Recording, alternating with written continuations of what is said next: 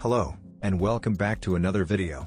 This is the 11th episode of story in which the 4th Shinobi World War was over, and Naruto was finally captured by Madara. But is hope truly gone? And what the heck is happening to the Ghetto Mazo? Join our favorite blonde hero and the nine-tailed beasts on their great journey to the past. Let's see how Naruto deals with this. After you've finished watching, please like, share, and subscribe to the channel. To begin, please like, share, and subscribe to the channel. Let's get this show going. The apparitions of 7 shinobi wearing the same black cloaks with red clouds on them flickered into view around a blazing torch, where 2 other figures were standing next to. Huh? We only have 9 here. The apparition with the shape of Datara, the mad bomber of Iwagakure blinked. Where are Kakuzu and Hidan? Dead, the figure which was the Deva Path of Pain answered curtly. Dead? Datara laughed. Kakuzu, maybe, but a monster like Hidan can die too? I really want to see how he died. That's not the way to talk about your comrades, Datara. Even with an apparition, the glare of the Rinnegan was still incredibly scary. So who killed them? Tobi raised his question. Just like before, the Nine-Tails and his gang, Zetsu answered instead of Pain. So it was them, eh? Kisame whistled. Well, considering who they're going with, no wonder they're killed. It's 2 of the legendary Sannin after all. We were hiding in the outskirt of Konoha, waiting to ambush the Jinchuriki on his way back from his mission, Itachi explained. Unfortunately for us, when he came back, we noticed that he was flanked by not only Tsunade and Jiraiya of the legendary Sannin, but also a girl with the same description of the Seven-Tails Jinchuriki. The other members of the Akatsuki looked at each other awkwardly. Well, if that's the case, even I won't be stupid enough to charge into battle. Finally, after a minute of silence, Datara admitted grudgingly. Still, you don't have much more time, Itachi. Pain glared at the Uchiha. Why didn't you just sneak into Konoha and kidnap him? You know Konoha like your own hand. Yes, but after our last attempt of sneaking into Konoha, they seem to have tightened their security, Itachi answered. Now I can't find any way to get into Konoha without being caught. Still my fault though. Yes, that is your fault, indeed, Pain said dryly. So you'd better find a way to get the Nine-Tails quickly, before. He didn't even need finish the sentence. Everyone already knew what was going to happen if Itachi couldn't bring Naruto back in time. The apparition of Itachi nodded, and faded away in a flicker of light. The other members also disappeared one by one. After the last member, Tobi, had disappeared after throwing a glance back at them, Konan turned to Pain. Are you really sure that trusting Itachi that much is wise? He is a considerable force the Akatsuki needs, Pain answered, not even looking at her. But... Konan bit her lips. But before she could say anything else, Pain had raised a hand to stop her. You don't have to worry about Itachi. After all, people won't bet their own life into something if they really have no intention to complete it. After a day full of missions, having a bowl of ramen is always the best thing in the world, Naruto sighed happily when the steaming bowl of ramen landed on the counter in front of him. He inhaled sharply. The aroma of the legendary food reached his nostrils, invading all his senses, sending him to heaven. He was a little bit miffed about Sasuke and Sakura, though. Being a Chunin, he could take solo missions if he wanted, but mostly, his missions were still with Team 7, now named Team Kakashi. But his 2 teammates always flatly refused when he asked them to go for ramen. Sasuke always HN'd and mocked him why not asking your harem to join you, and Sakura always said that she was going to train. Thinking of what Sakura had insisted, Naruto couldn't help but shudder. The last thing he needed was for Sakura to turn into another Gai-sensei clone. Just leave them for a while, Naruto-kun, Ayame said with a giggle. They need some time alone, just like you with your girls, you know. Naruto groaned. I have told you many times, I'm not making a harem, Ne-chan. Ayame giggled, rolling her eyes. Yeah, of course you don't. Now, your ramen is getting cold, remember? Naruto blinked. Ah, right. He picked up his chopsticks, ready to dig in. Boss. There is trouble. Naruto dropped his chopsticks again thanks to Konohamaru's sudden storming into the ramen stand. What the hell, Konohamaru? He cried. I was just going to eat. There is something wrong with Iruka-sensei. Those words actually drew Naruto's attention away from the ramen bowl. Say what? So Iruka-sensei is acting weird, huh? Konohamaru nodded. Yes, boss. It seems he's unable to focus on the lessons anymore. From time to time he would pull something out of his desk drawer and stare at it for a very long time, even forgetting that he's in the class with us. Weird, huh? Naruto grimaced. Iruka-sensei couldn't focus on the lessons? Well, that is weird. When did that start happening? About a month ago, after the invasion, Konohamaru answered, and winced. Well, I'm not sure, but it seems it started happening after he got out of the hospital. Naruto scratched his head. After getting out of the hospital? Those words didn't bring him any more clues than the words before.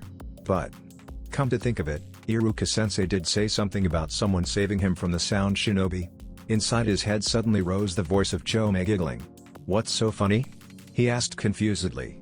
Oh, nothing tilde, Chome giggled mischievously. You'll find out soon enough tilde. Naruto shuddered. Nothing which makes Chome giggling mischievously might be a good thing. Ignoring the annoyed hey of the beetle inside his head, he turned back to Konohamaru. So did you find out what makes Iruka-sensei acting so weird? Konohamaru scratched his head. Actually, no. I kinda don't know where to start it, so, he admitted sheepishly. Naruto face-bombed. Isn't it obvious? The first target must be Iruka-sensei's desk. You think this is gonna work, boss?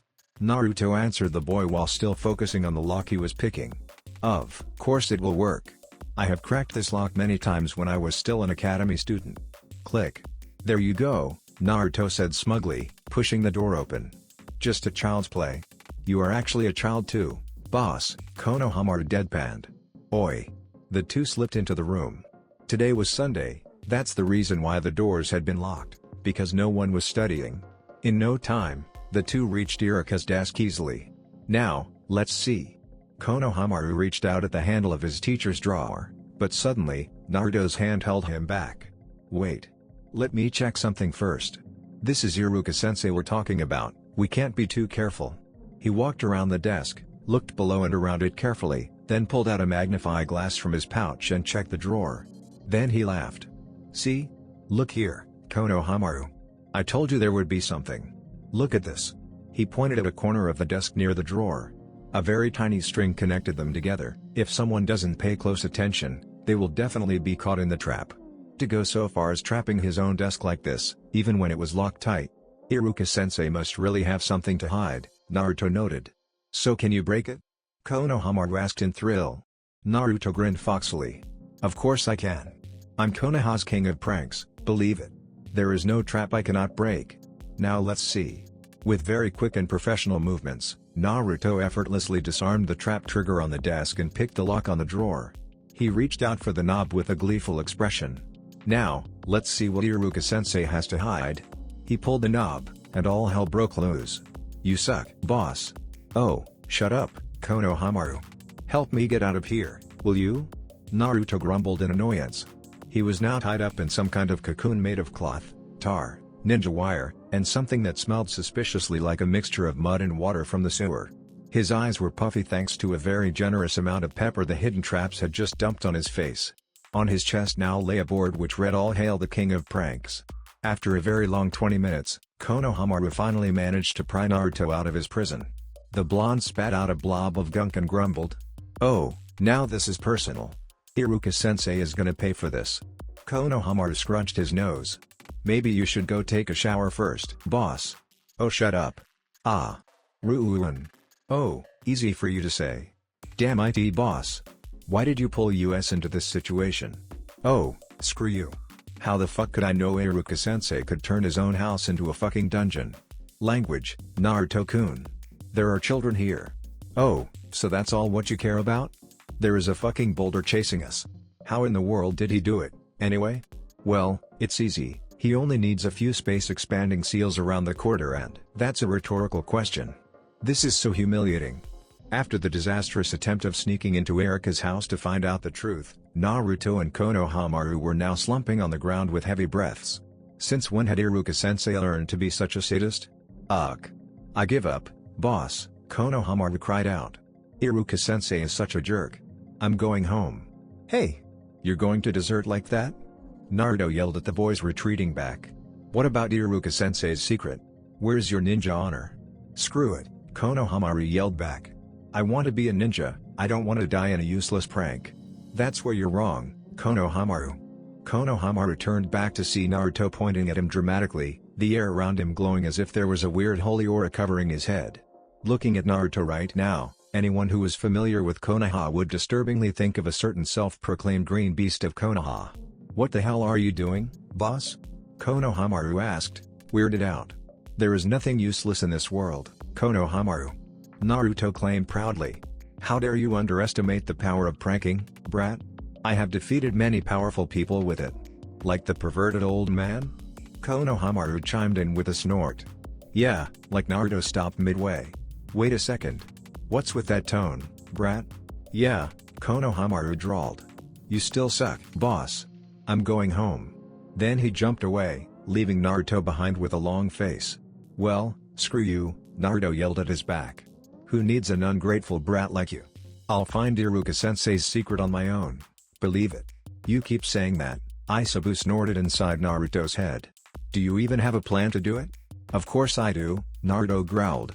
"If I cannot get the information out of his house and his work, then the best way to do it is to get it from himself. So basically, your way to do it is stalking him day and night. What's wrong with that?" Hinata-chan did that all the time, and it worked. "Yeah, because it only works on you." "Oi." Naruto was now sitting in a bush, looking into the classroom where Iruka was sitting in, preparing for any reaction. "That Iruka guy knows all of your tricks, Naruto," Jinki noted. "You are gonna get caught for sure." "PFFT," Naruto snorted. "You think I'm going to be caught that easily? You have underestimated me too much, Jinki. You have just been caught in those traps," Goku quipped in. "Well. Yeah. But have you forgotten who my master is? I might not be able to be as strong as him, but at least I have learned a few tricks." "Transparency jutsu." Naruto's eyes bulged out when Jiraiya suddenly disappeared from the view. "Holy crap. This is so cool. You literally disappeared." The perverted sage flickered into view again, and bragged. "Of course. With this jutsu, no one could see me or even smell me.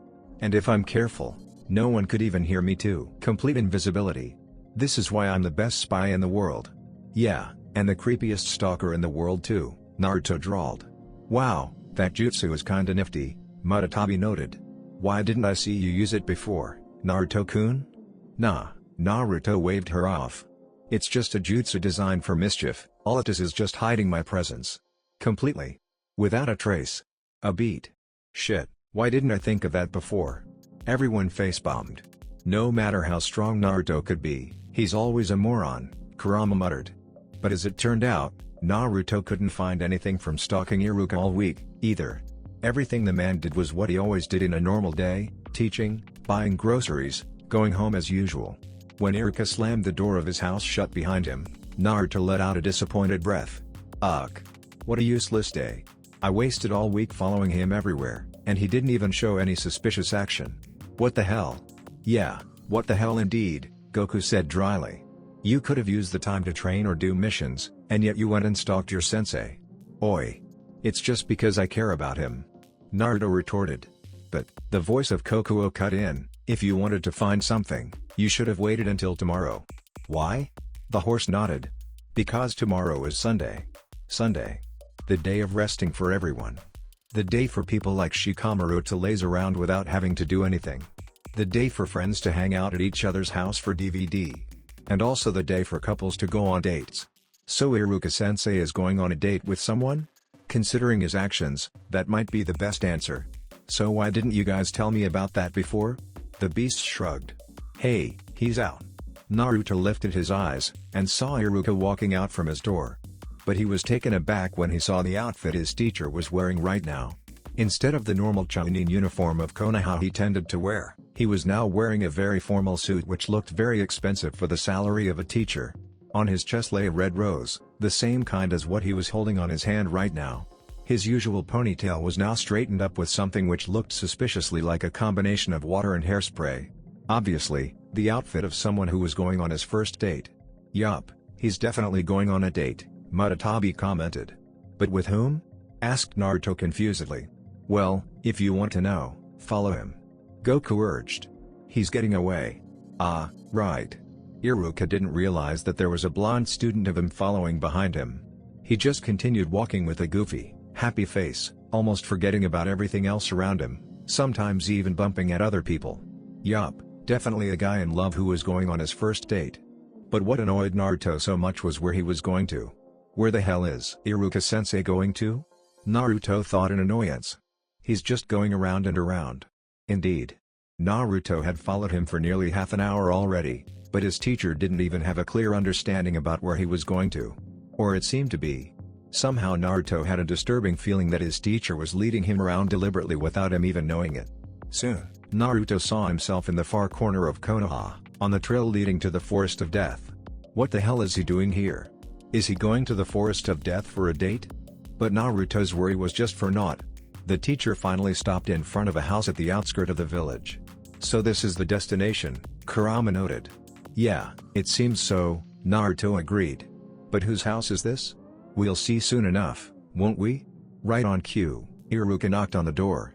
From inside of the house, a cheerful coming echoed out. Wait a second, this voice. The door burst open, and Naruto had to try his best not to let out a loud WTF. The one who had just opened the door, and was running out with a very happy smile on her face was none other than Anko Mitarashi. What the fuck? Crazy snake lady? What the fucking fuck?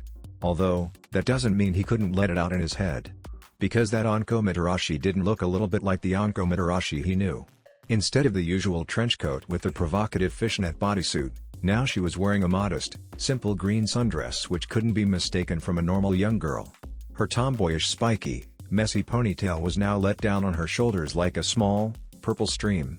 And that happy, blushing in love face was definitely not something anyone could ever expect from the person named Anko Mitarashi at all. Wow, Goku whistled. She looks really nice with a change of clothes, huh? Wah. Look, they're departing. Chomi exclaimed when Iruka reached out a hand, and Anko grabbed it with a giggle. Hurry up. They're getting away. Wah. I think they broke him, Shukaku, as blunt as usual, noted dryly. Wah. A movie? Seriously? What else? Come on, Naru-kun. Follow them. Naruto groaned. Of all the places, why did the first place the couple go to have to be a movie theater? Good morning, sir. What do you want to see? The clerk greeted Naruto with a smile. Just give me whatever that couple earlier got, Naruto said, rather hastily. The clerk gave him an odd look, then pushed a button on the machine, getting out a ticket and giving it to Naruto. He looked at the title of the movie, then groaned again. Love Under the Moon. Seriously? My mouth suddenly tastes like diabetes. You tasted diabetes before? Wow, didn't know you're that disgusting. That's just a way to talk. After half a day walking around, the stalking mission had led Naruto to the entertainment district of Konoha. True to the words, what the couple was doing right now could only be described as what a couple of sickeningly sweethearts would do. Walking next to each other, hand in hand, sometimes letting her head rest on his shoulder. The only thing they hadn't done in their date was kissing. Actually, there is nothing surprising about a couple acting lovey-dovey together. But Iruka Umino, the serious schoolteacher, and Anko Mitarashi, the snake mistress, the horror of Janan all over Konoha, acting lovey-dovey together. Well, that's a completely different idea. Looking at the couple, Naruto couldn't help but shudder. The scene in front of him. It was just wrong. No matter how much he thought, he still couldn't figure out the reason how it could have happened. What the hell did he see in her anyway? What the hell did she see in him anyway? The voice suddenly appearing next to him nearly made him jump. He jerked his head to the left, and immediately saw the source. MMPH. You idiot. Karen, the owner of the voice, gritted out. Do you want both of us to be caught? What the hell are you doing here? Naruto whispered at his sister, whose hands had now let go of his mouth. The redhead shrugged. The same reason as you, I guess. Anko-sensei had been acting strangely these days. So I guessed I would go and figure it out, you know? So you have stalked me since I left home? Naruto looked at the girl warily. To answer him, the girl just smiled mischievously. So what if I did? But if that's the case, how couldn't I? His mind flashed. Wait a second. Kurama, you blocked my sensing on her, did you? So what if I did? Kurama echoed on Karen's words, to Naruto's annoyance. You girls. I told you girls are annoying, Goku drawled, and the 5 nasty cracks inside Naruto's head made it obvious what had just happened to him. Naruto made a face of an odd combination of a wince and a smirk. Hey, wait a second, where did they go? Karen's voice snapped Naruto back to his sense. He turned his head back, and realized Iruka and Anko had disappeared since God knows when. What the? Naruto shouted, jumping out of the bush he was hiding. Where the hell did they go? They're just here a second ago. Karen-chan, why didn't you pay attention to them?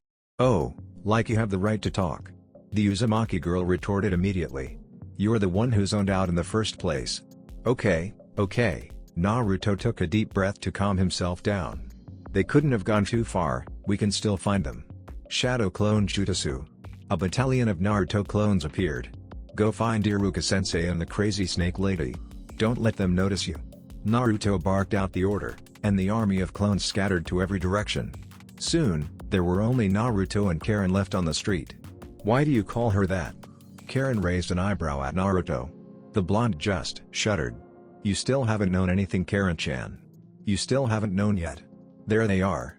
Finally, after running around Konoha searching, with the help of clones, the pair finally found Anko and Iruka, sitting on top of the Hokage monument, looking at the sun setting at the horizon. Wait, how did they get here so fast? This is, like, half a mile from the entertainment district. Naruto just shrugged. Don't even ask for sense in a world of ninja, Karen-chan.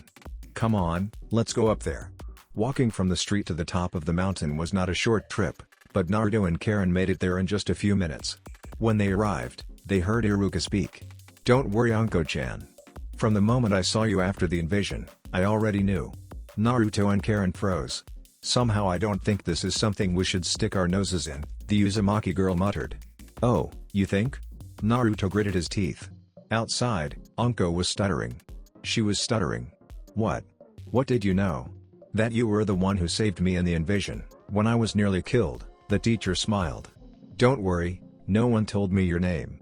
But the voice I heard before I lost consciousness. It was definitely your voice, not anyone else, and the fact that people said that the girl who brought me to the hospital crying was weird. Well, it's not hard to connect them together. Anko blushed. Can't believe I was found out that easily. Why didn't you tell me about that? Iruka suddenly asked. Anko looked away. Because. Well. Because of your past?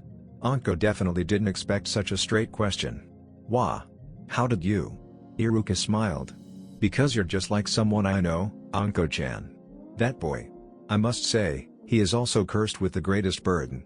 And I, once before, had also doubted him, looking at him with hostility.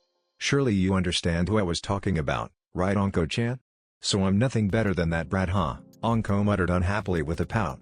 Iruka chuckled, and suddenly pulled her into an embrace by her shoulder, making her nearly jumped. Since when had I said that it was a bad thing? Naruto is still the student I'm proudest of. What I'm saying here is everyone has a chance to, and deserves to, be themselves, not the burden they're cursed to bear. To me, you're always Anko Mitarashi, the foul-mouthed kunoichi of Konohagakure. And a very nice and beautiful woman. And she's down, Chome quipped. Yeah, Goku agreed. I didn't expect that guy to know how to flirt that well. The two pairs of eyes met each other. For a moment, there was no other sound, except the heartbeats of the two people. Then, Anko's hands reached out, cupping Iruka's cheeks. Their eyes closed, their lips drew to each other, and a kiss. A very deep, very passionate, very full of love, and very adult kiss was delivered to Iruka by Anko. The teacher also returned the kiss with the same enthusiasm, and loud, wet noises suddenly filled the air. Naruto's face reddened uncontrollably. Goddammit. I really don't need to see this. Although, even from here, I could still feel that it was completely different from the time Haku-chan kissed me. Arg. Goddammit. What the hell am I thinking? What else? You missed that kiss, that's why. Oh, shut up. Not helping. Karen let out a whistle. What? She raised an eyebrow when Naruto stared at her. It's so cute and romantic. I swear understanding girls is way harder than fighting Madara, Naruto muttered in his breath. Karen glared at him, annoyed. The couple separated, and Iruka looked at the sky. It was already dark. Oh, it's kinda late already. Maybe I should take you home before. His words were halted when Anko suddenly grabbed his sleeve. Can I crash at your house tonight? Naruto and Karen froze again. Did she just say what I think she said? Karen muttered in shock. Even Iruka seemed appalled by the sudden request of his, now, girlfriend, but the shock passed almost immediately, and with a grin, he swept down and lifted her up in a bridal carry, and disappeared in a body flicker. The Hokage monument was now left with only the two Uzumaki. Wow, after a while, Naruto finally managed to express his feeling. Wow, indeed, Karen also nodded in awe. First date, and somehow he managed to make her ask him to bed. Naruto glared at her. Then a loud grumbling noise came out from the two children's stomachs. So, wanna go to Ichiraku's? Iruka's apartment was bathed in moonlight. The light danced on the air, showing Anko Mitarashi in all her glory to the eyes of one Iruka Umino. "You're so beautiful, Anko-chan," Iruka mouthed, his eyes traced across the curves on his girlfriend's body. "I know," Anko mouthed back, a naughty light gleamed in her eyes. "And I love you." The straps of her sundress slipped down her shoulders. It dropped to the ground, revealing her white, smooth and flawless skin under it. "Tonight, I'm all yours," she murmured sultrily, pulling Iruka in for another kiss. However, the man gently pushed her away and held her shoulders back. "Anko-chan. Anko-chan, are you really sure about this? I mean, after this, there is no going back for us anymore." "I am sure." Anko looked at him with serious eyes. "You are the first man, and the only man I really love, and will love in this world. And I will never regret what I'm going to do today. Unless..." She suddenly looked down, "unless you don't want me." Then she felt her man pulled her into a deep embrace. "Never say that, please, Anko-chan. How can I do that to you, a girl who loves me with all her heart and saved me from death like that?" "So?" Iruka answered her with a smile. "Yes, I love you too." Anko's heart melted with each word coming from Iruka's mouth. Tears streaming down her cheeks, she pushed the man onto the bed, and plugged his mouth shut with a deep kiss. Iruka closed his eyes in bliss, ready to accept what was going to happen to him. "Ah!" The sudden agony scream of Anko made Iruka jumped. "What's wrong, Anko-chan?" Iruka snapped his eyes open, panicked when the woman let go of his face abruptly and collapsed on the ground, screaming when clutching the back of her neck. From there, red glowing strings of curves and lines were spreading out, gradually covering half of her body. The woman thrashed around on the ground, definitely in excruciating pain. "This must be Orochimaru's cursed seal. Anko-chan," he repeated, jumping towards her, but Anko's limbs had started jerking around uncontrollably, unintentionally backhanding him on the face. "Iruka-kun. Run," Anko gasped and yelped in agony, writhing on the ground while clutching the place where the seal lay. It seemed to halt its way from spreading across all her body, but it was only temporary. Looking at the red mark wriggling around on her body was too painful for Iruka to handle. The fact that her body was in the nude only carved the pain deeper into his heart, looking at the seal spreading. Then the worst scream yet filled the air. It seemed Anko couldn't control her body anymore.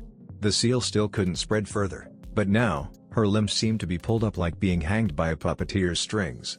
Dark, purple chakra was blazing around her, and tears filled her eyes, rolling down her cheeks. Iruka grimaced. "If it came to this..."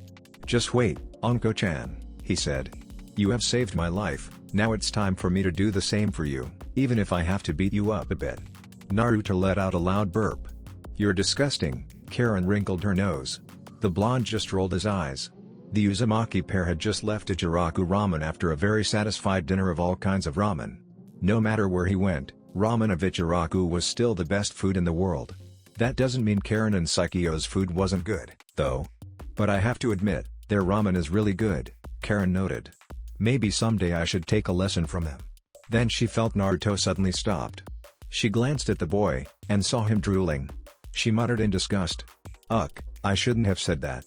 "Hey, who is that?" Naruto suddenly said, and pointed towards the end of the road.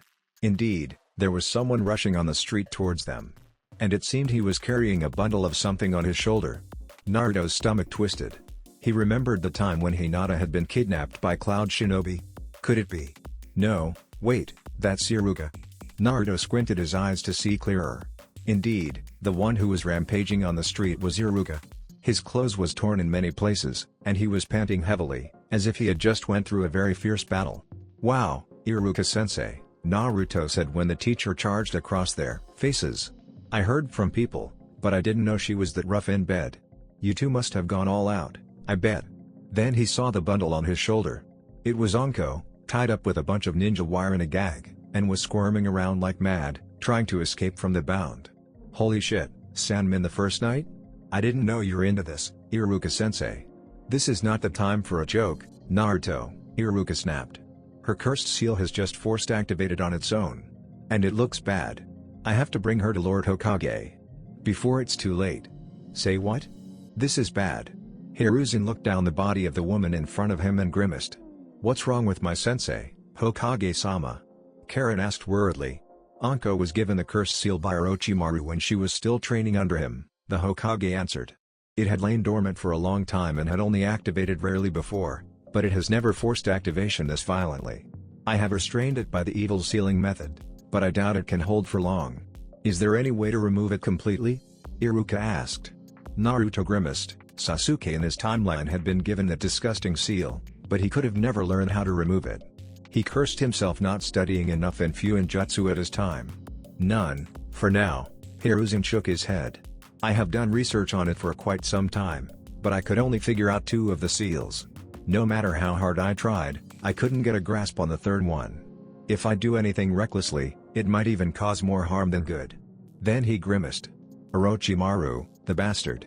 What we need right now is a master of sealing, who is better than anyone in the world. But where can we find someone like that? The 2 Uzumaki blinked, then looked at each other. On their faces bloomed the same smile. You know what, Jigi? I think we know where to find that man. After ensuring Iruka that his girlfriend would be alright and sending him home, the Hokage sealed the room up, and Naruto crossed his finger, sending Juki out. You must be the Great Eight Tails, Sarutobi bowed. It's an honor to meet you. Nah, those flattering words are unneeded, the Ox-man waved him off. Now, let's have a look at that seal, shall we? Naruto, lend me your magnifying glass. The tailed beast in human form took the glass from Naruto's hand and checked out the seal. Then, he grimaced. I see. Orochimaru, that bastard. A genius, but still a bastard. I didn't think even he would resort to this. What's wrong? Naruto asked, alarmed. Juki didn't give a straight answer. Instead, he turned to Sarutobi. You said that you had managed to decode 2 seals in this, didn't you? Indeed, the Hokage nodded. One of them is a simple storage seal designed to store something, which I bet is Juugo-kun's enzyme, which allows him to draw in nature chakra passively. That's what gives the user a massive boost in strength and chakra, because nature chakra is much more powerful than normal human chakra. But it also comes with a great drawback. Alien enzyme injected into one's body might cause severe rejection if the body doesn't have the necessary compatibility. That's why Anko's body was in so much pain. Her body obviously isn't compatible with that kind of enzyme. Right, Juki nodded. And the second? The second seal was way more advanced than the first one, Hiruzen answered.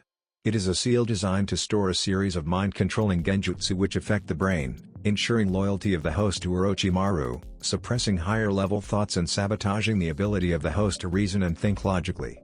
Basically, if a person with weak will is marked with this cursed seal, gradually his own self will be erased and he will become a good puppet whom Orochimaru is the only thing in the world which matters to him. But of course, that will not always work with someone who has a strong mind to counter the effect of genjutsu, or someone with anti-genjutsu Kekkei Genkai, for example. That bastard, Naruto growled out. So that's why the Sasuke in my timeline was so messed up in the head. His mind was sabotaged by Orochimaru from the beginning. And what's with the third seal? Karen asked. Juki shook his head as if he couldn't believe it. You will have to brace yourself before hearing this. This third seal, and the most complex one, he stopped for a few seconds for the 3 people to prepare themselves, contains a part of Orochimaru's soul. As long as that fragment of soul remains attached to, and protected unknowingly by Anko, Orochimaru can never die for good. Following these words was the longest, densest silence the Hokage's room had ever gone through. Then, Karen croaked out in disbelief. His soul? Yes, Juki nodded gravely. And it also has another purpose. You already knew what the mind transfer jutsu of the Yamanaka clan can do. This fragment of soul, in a way, is even more dangerous. Unlike the mind transfer jutsu, which has a limit of time in which a soul can enter one's body depending on the user's chakra, this fragment resides fully in one's body, and because of that, it can dwell into the deepest secrets and emotions within the host's mind and manipulate them. This, together with those genjutsu in the second seal, is the best instrument for Orochimaru to prepare a body for him to take over when his old body degenerates and dies. After the body dies, the piece of soul inside her body will activate and take over the body. This is his own twisted way to become immortal. So if the soul is split into many parts and stuffed into something else, you will not be able to die, huh? Naruto muttered. But that doesn't make sense. I have used shadow clone jutsu many times before, it doesn't have anything like that. The shadow clone jutsu needs me to split my soul too, right? The Hokage blinked. Who told you that the shadow clone needs you to split your soul, Naruto? Naruto was confused. Isn't it? Of course not. Hiruzen shook his head. If it's that dangerous, no one would ever use it. The fact is, when you use the shadow clone, a copy of your own soul is made and put into the clone to act as its soul. When the clone is dispelled, that copy of your soul returns to your own body, and overlays with the original soul, making your soul, well, how to say, thicker than before. That's how you receive the knowledge and experience the clone received. So the being of knowledge is still wrong about something, huh? Naruto chuckled in his head. Kokuo shrugged. No one in the world can be right all time, Naruto. I might have inherited my father's mind and knowledge, but after all, the Sage of Six Paths is only a human. There is no such thing as a human who is never wrong. In fact, because the sage was a very smart and powerful person, his mistakes tend to be much, much greater than that of a normal human. Every wise person is like that. And I'm not an exception, you know. But if that really is the case, then we're facing a very big problem. Hiruzen raised his voice in concern. There is no way we can know how many fragments Orochimaru had spread his soul into. It means we're in the danger of having 10, 50, who knows how many more, Orochimaru's running around after he died. And worse, we have no way to know who, or even what, contains the pieces inside them.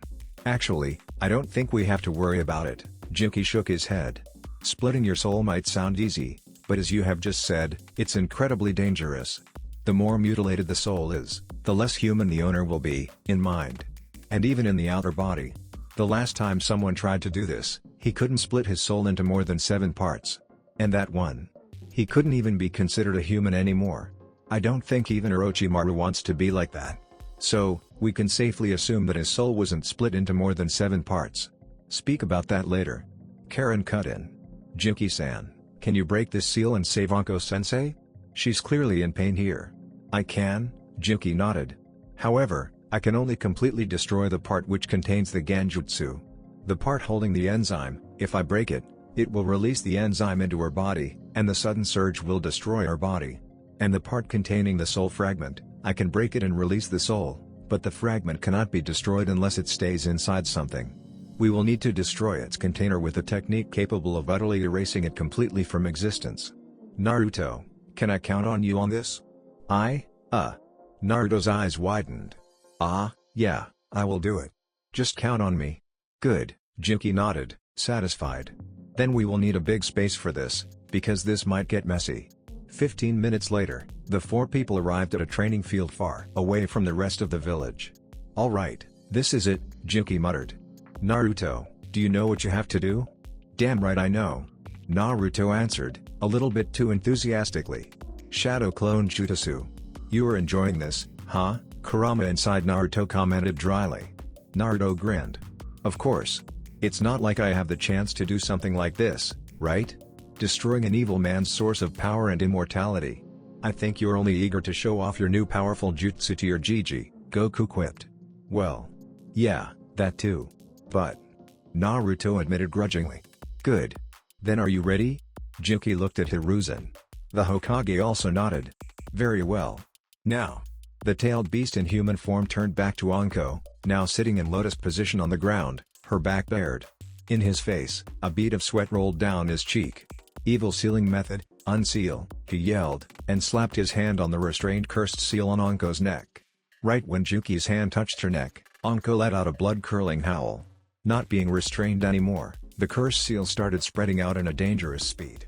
But it couldn't escape Jinki's hand, and in a very quick movement, he stabbed his index and middle finger at one of the prongs in the seal. Release. The part of the seal which held the genjutsu shattered upon Jinki's finger, touching it into a rain of glittering light. Not allowing the seal a second to continue spreading further, Jinki's fingers flipped and stabbed into the second part, the part containing Orochimaru's soul fragment. A long, high-pitched scream tore through the air. Out of the seal, there suddenly bloomed a grotesque bubble with the shape of a distorted human snake head. It writhed in the air, and Karen had to take a step back in fear and disgust. It flew towards the girl in a last attempt to take over her body, but Jinki was faster. He jumped into the way the soul was flying and whipped out a blank scroll. Seal, he bellowed, and the soul fragment of Orochimaru was immediately sucked into the sealing formula drawn in the scroll. It struggled to escape, but everything was in vain. With a loud poof, It was completely drained into the scroll, and a black kanji of seal appeared on the white sheet inside the sealing formula, showing that the soul fragment was completely sealed in the room. Juki immediately closed it and tied it up with a snap of the rope. "Now, Naruto," he yelled, and tossed the scroll into the sky with all the strength he had when Naruto, upon his command, released the Scorch style, Rasen Shuriken aiming at the scroll. "Down, you two!" Naruto screamed, but Hiruzen and Karen didn't even need him to ask. When they'd seen the potentially dangerous technique forming on Naruto's hands, they had already known what was going to happen and had been on the ground holding their heads when the atomic Rasen Shuriken left Naruto's hand and hit the scroll flying on the sky. With an earth-shaking explosion and a blinding flash, the scroll was erased from existence. "That should do it," Juki said while standing up from where he had ducked down to. "The soul fragment and the genjutsu were completely destroyed, they won't be able to affect her anymore. The seal containing the enzyme is still there, but if she doesn't want to use it, it won't activate, so it won't cause any harm. Is there any easier way to destroy those soul fragments?" Karen asked. "It's not like Naruto can be there to nuke them down every time, you know." "Oh, there are, indeed," the Eight Tails answered curtly. What Naruto did was actually the very simple way of destroying something like that.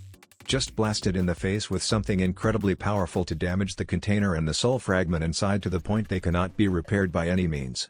With a living host, the easiest way is to kill it. A suffocating silence followed the beast's words. Then, Hiruzen asked, "But isn't that very risky? I mean, a living creature has a soul and a mind of its own, right? If it manages to usurp control of the body, all the effort of splitting his soul and making the seal will be useless. Not to mention the risk of the host being killed anytime." "Indeed," Juki nodded. "But actually, the host being a creature has its advantage. When Orochimaru needs to have a spare body, he can just trigger the soul fragment and take over the body, then if he really feel needed, he can transfer the rest of the soul from his original body and other containers into that body without much difficulty. And about the host being killed or usurping control, if the host is strong enough, or loyal enough." He trailed off, and Karen suddenly paled. "What's wrong, Karen-chan?" Naruto asked when he saw his sister's body starting to shake violently. Karen looked at him and muttered in fear. I think I already knew who held the other parts of Orochimaru's soul. A direct assault to Otogaku?" The Hokage's meeting room was now filled with shinobi. Kakashi, Asuma, Guy, Kurenai, the old Ino Shikacho team were here, together with Naruto, Sasuke, Shikamaru, Hayate Gecko, Genma Shiranui. Hiruzen nodded. "More exactly, a large-scale assassination mission. Your targets will be Orochimaru's personal bodyguards, the 5 elite shinobi of Otogaku, the Sound 5. The order of action will be..." Here, the voice of the Hokage lowered into a deep, cold commanding tone. "Terminate on sight." What the Hokage had just said sent chill into the spines of everyone in the room. Then, after a while, Inoiki Yamanaka raised his question. "We have just won a war against them. Why don't we just send a messenger over and demand them to hand over those Sound 5? After all, they did play a very considerable role in the war, you know." "Indeed we can," Hiruzen nodded.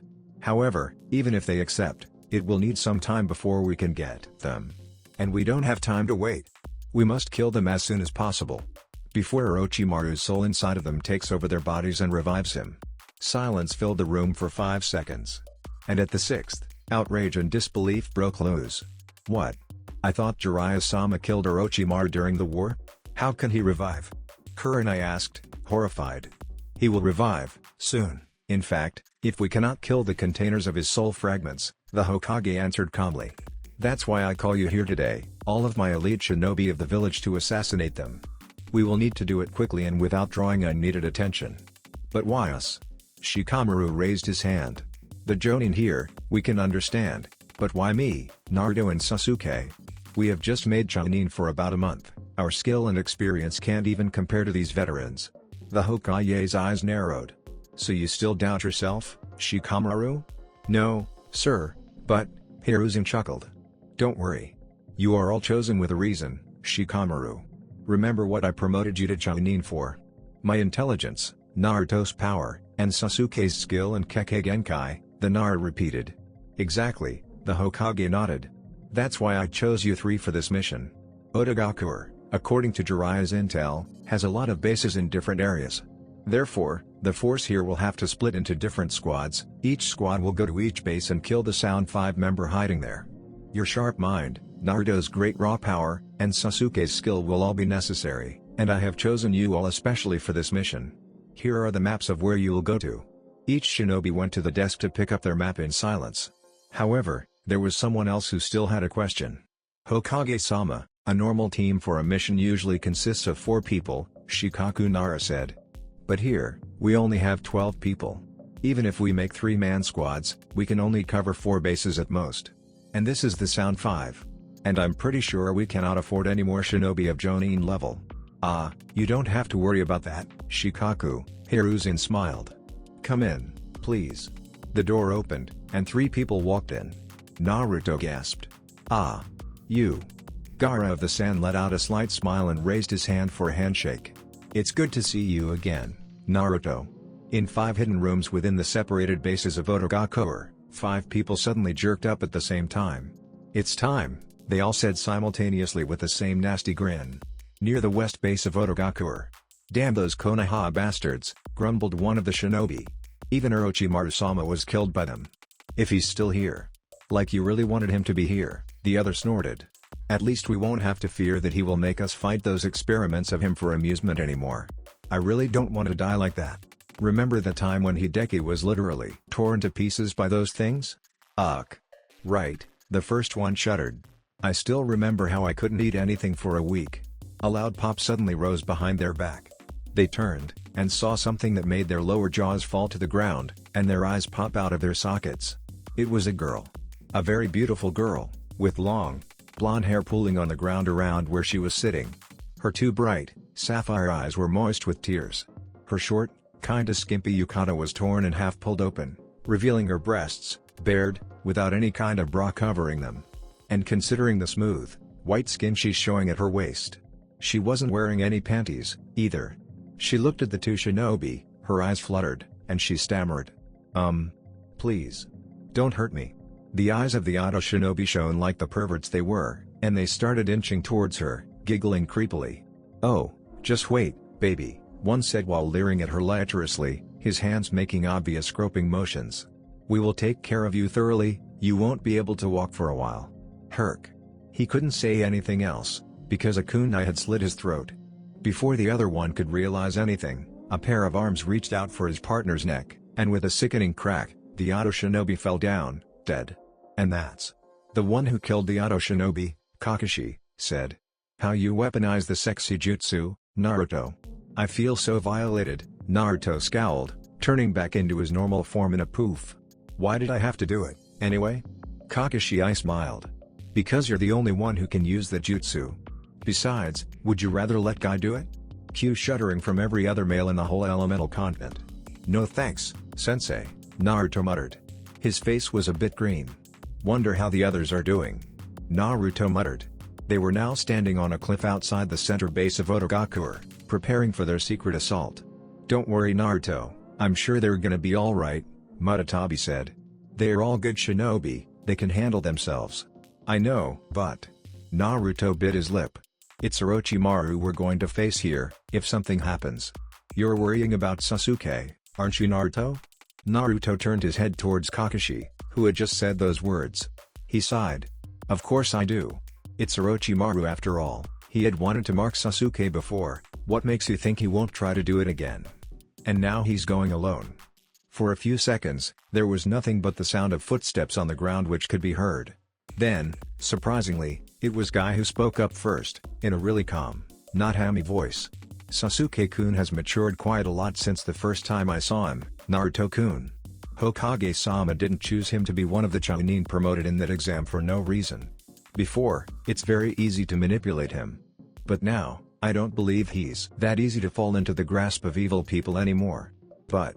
I think Guy was right, Naruto, Kakashi cut in. I believe in Sasuke. He is not the kid who's hell-bent on revenge anymore. He has the ability, and the right to think for himself, and I believe he will not disappoint us. He's just that strong, that boy. Then he chuckled. Besides, he's not alone, you know. Asuma and Kurenai are both veteran Jonin, they will not let Sasuke be harmed easily. Hearing those words, Naruto's heart calmed down a bit. But even so, he couldn't shake away the feeling that something was going to go wrong, very wrong, in this mission. Maybe I'm just paranoid. Maybe. First time taking part in such a large-scale operation, eh Sasuke? The Uchiha boy answered curtly to Asuma, who had just asked the question. Yes. But that doesn't mean I can't do anything. He still hasn't changed a bit, huh? Kurenai whispered to her boyfriend. Asuma chuckled. I didn't mean it like that. You see, you have skill, but experience, you don't have much. So don't run away by yourself, you should work together with us. Charging ahead alone is not wise, the enemy is Orochimaru after all. Orochimaru. Sasuke's stomach lurched up a bit when hearing those words. It's true, that freak was incredibly creepy and dangerous, and the fact that he was dead couldn't do anything but saving people a lot of trouble, but somehow, in some deep place inside Sasuke's heart, he still wanted to find and confront Orochimaru. For what? He didn't even know. Maybe because of the man's vast knowledge. Maybe because of the idea of evolving further than even the Mangekyo Sharingan. Or maybe just because he was a powerful enemy he wanted to defeat. Or was that the Uchiha instinct calling him, pulling him towards Orochimaru in search of power? Stupid Sasuke. Don't even think about that. Remember what happened to your clan and their thirst for power. You don't have to get power that way. Oh, but isn't that the truth for you too, Sasuke? A voice inside his head mocked him. Don't deny that you're hungry for power. You need power to surpass Naruto, and defeat the one who did that to your clan, isn't it right? Shut up, Sasuke snarled to the voice inside his head. I need power, but not like that sicko did. I will never do anything like tearing my soul apart to be immortal. Oh, really? The voice continued to echo inside his head as if mocking him. Then why are you wondering about the way to gain power beyond the Mangekyo Sharingan? Admit it, the truth is you're. Shut up. And get out of my head. So you're the intruders, eh? Sasuke looked up when he heard the unfamiliar voice. Next to him, Asuma and Kurenai had already tensed up, their eyes not leaving the new person who had just appeared. In front of them stood a person Sasuke had never seen before. He was just about the same age as Sasuke, but his presence before showed obvious danger to the Shinobi of Konoha. His body was already very muscular for his age, and his hair was completely white, albeit with a very slight hint of blue. His purple eyes bore into the Konoha shinobi with a bloodthirsty yet calculating gaze. And his teeth were sharp and pointy. Just like those of a shark. The boy, Suigetsu Uzuki, grinned menacingly at the three Konoha shinobi, showing the mouth full of sharp teeth. Sorry, but I cannot let you get past this place. A Chunin of Otogakure was on his way back from his daily patrol around the base.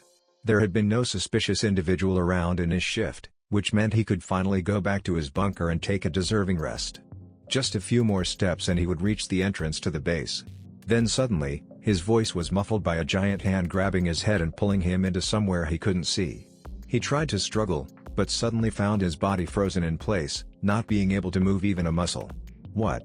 He croaked out when his head was finally released by the giant hand. But before he could realize what was going on, another hand grabbed his head. Sweet dreams, was the only thing he could hear before everything sank into darkness. You knew where the Sound 5 member was yet, Inoiki? Inoiki nodded. Yes. It's confirmed that the one in this base is indeed Kimimaro Kaguya, as we already knew in the strategic meeting. That means the intel Jiraiya-sama had given us was indeed right. And now, he is lying in the deepest place of this base, under a lot of protection.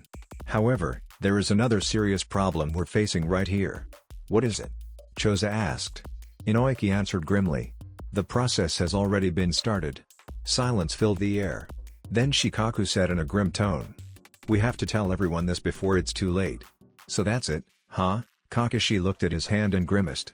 Before they departed, the Hokage had given each team leader a seal which, when a team leader changed the content, would show that content to every other leader, for communication purpose. Damn it. Are we too late? Naruto gritted his teeth. They had gone the fastest they could hear, only to know that the soul replacing process had been started before they could arrive. I doubt it, the voice of Juki echoed in Naruto's head. Remember, that fragment of soul inside that body, despite being that of Orochimaru, is still only a fragment of soul.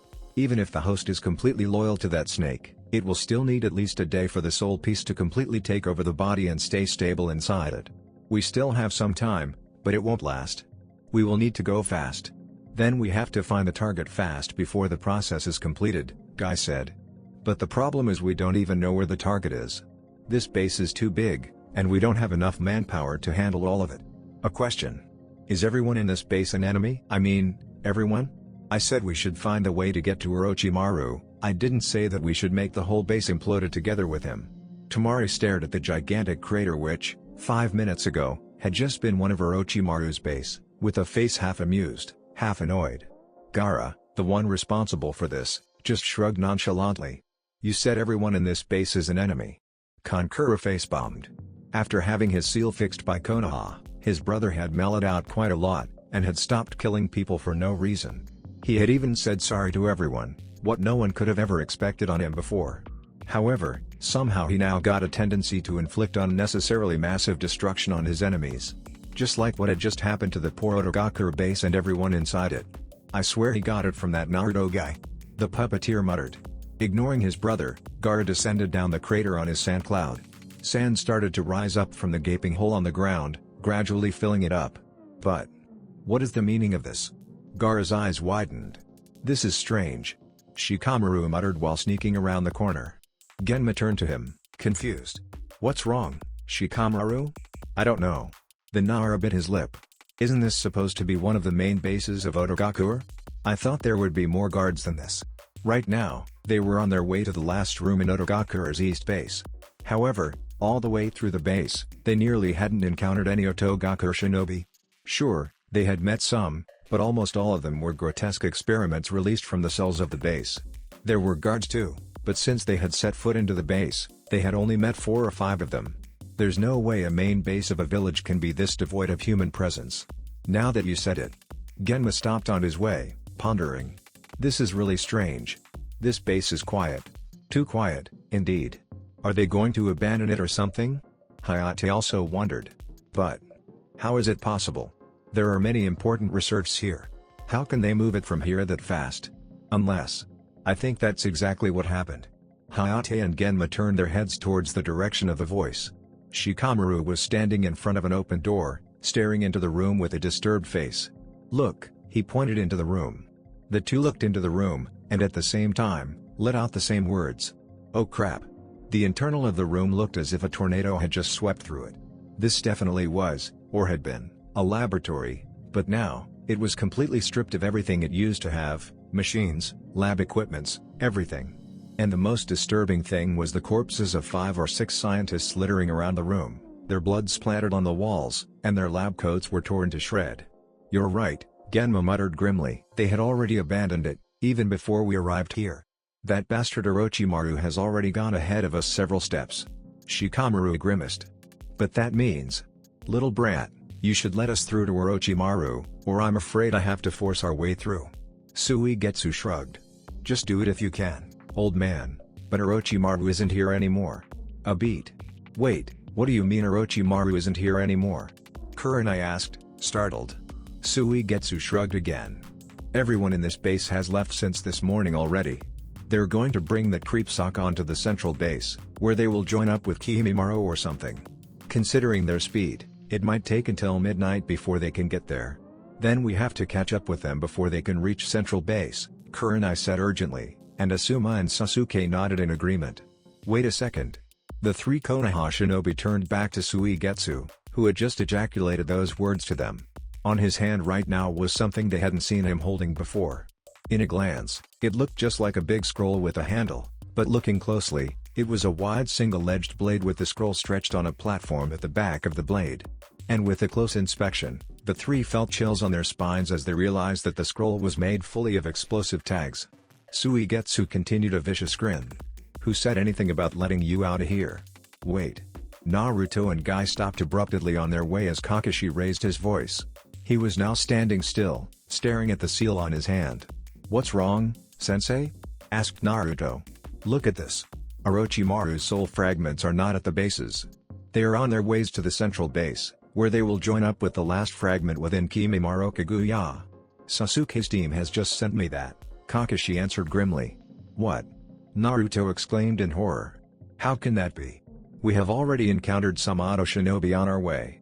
Wait, let me check. He flared up his chakra cloak, and his eyes immediately widened. Shit. I really can't sense any emotion in this base. Except for 2. coming right towards us. It seems we've been detected. From behind a corner stepped out Itachi Uchiha and Kisame Hoshigaki. Itachi? Kakashi narrowed his eye. What are you here for? That's not what you should care about, Captain, the Uchiha answered curtly. Tsukuyomi. Immediately, Kakashi collapsed to the ground, unconscious. The rogue Uchiha turned towards Naruto, his Mangekyo Sharingan spinning wildly, his gaze drilled into the blonde's face. Now it's time for you to go with us, Naruto-kun. Hiruzen Sarutobi looked at the sky and frowned. The shinobi he had sent for the mission were all the elite of the village. He doubted there would be anything bad happening to them, even if they were unable to destroy Orochimaru's soul containers. He believed they would still be able to escape unharmed. So why was he still feeling uneasy? Suddenly, a scroll was dropped onto his hand. He jerked his head up, only to see a puff of smoke disappearing above his head. But he could swear that he saw something black and feathery inside the smoke. He opened a scroll, and his eyes widened. Oh, son of a bitch!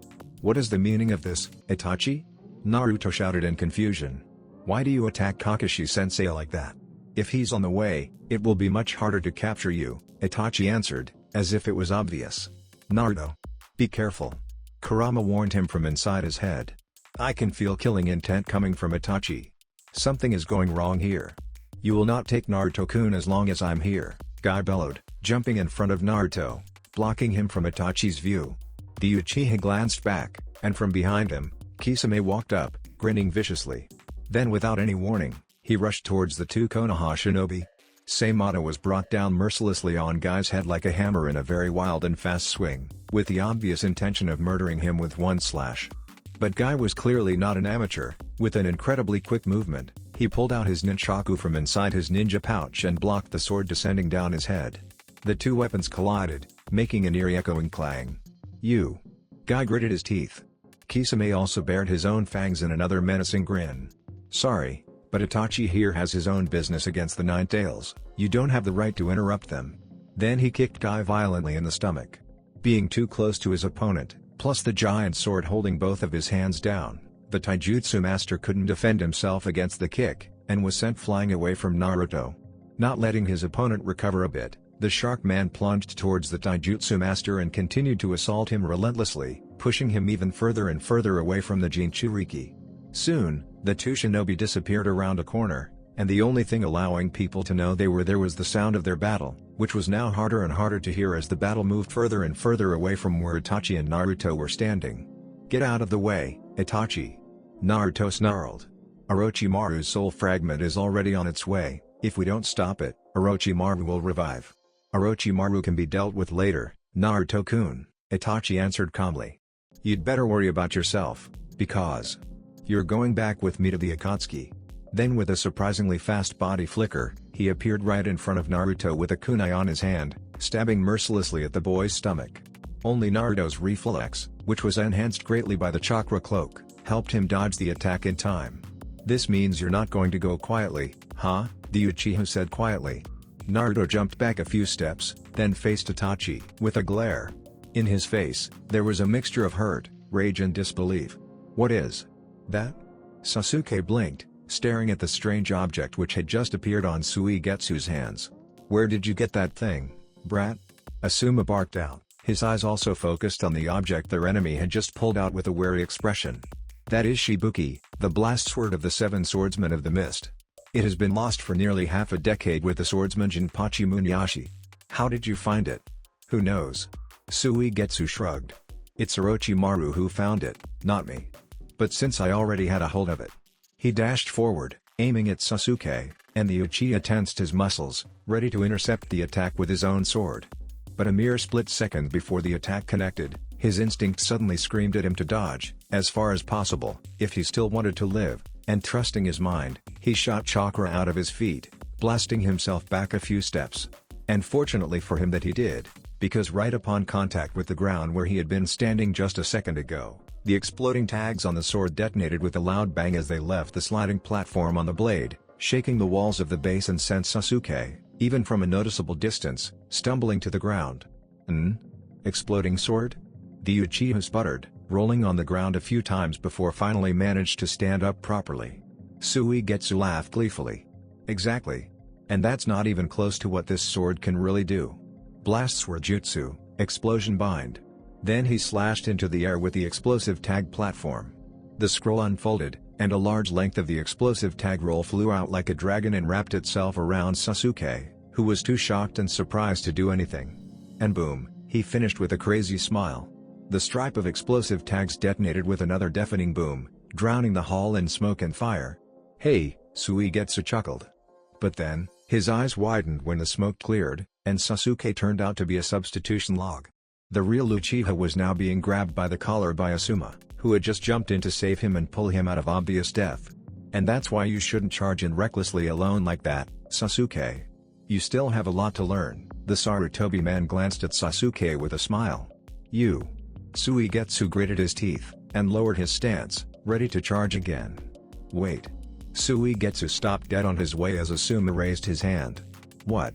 "From the way you move and fight, I dare guess you have some relations with Karagakure and the Seven Swordsmen of the Mist," Asuma chuckled, drawing a puff on his cigarette.